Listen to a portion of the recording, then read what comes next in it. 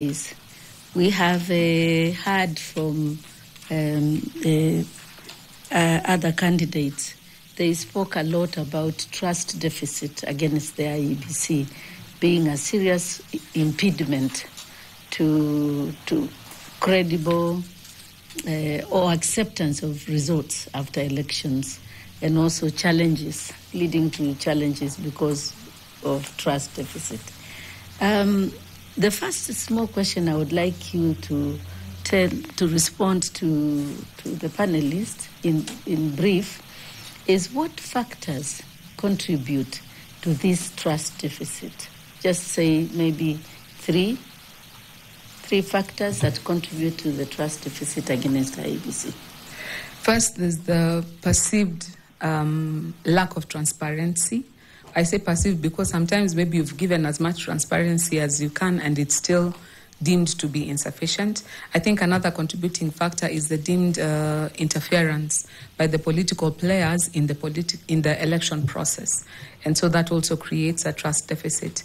Then I think we have also, it's a cultural issue where if you lose an election or if you're on the side that is dissatisfied, then the first allegation is the first response is not to concede, but is to allege that there was malpractice. So that sort of sets people up to expect that there's something that has gone wrong, even though they can't put their finger on it.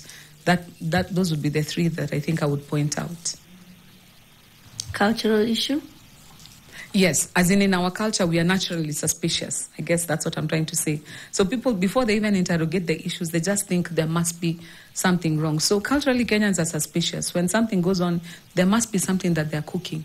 So even when there's nothing that is being cooked, our culture is basically, the first default position is not to say, I have lost an election, I concede to my opponent, is to say it was stolen. And now that sets people up to not trust the process, to always think it has been tampered with.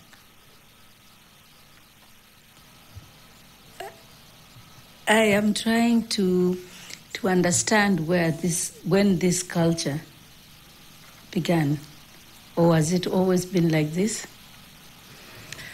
Not really. If I recall, the only time we had, let me talk about presidential elections. The only time we had a presidential election where the runner-up conceded readily was when Uhuru Kenyatta conceded to Honorable Kibaki.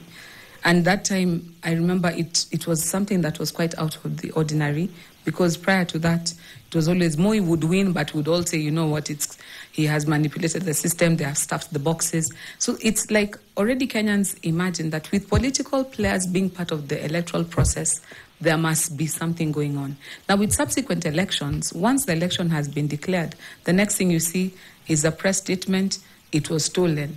We saw this and that, this is an issue. So the suspicion has gotten Kenyans to a place where when an electoral process is concluded, it's almost like the default position is look for anything that has gone wrong.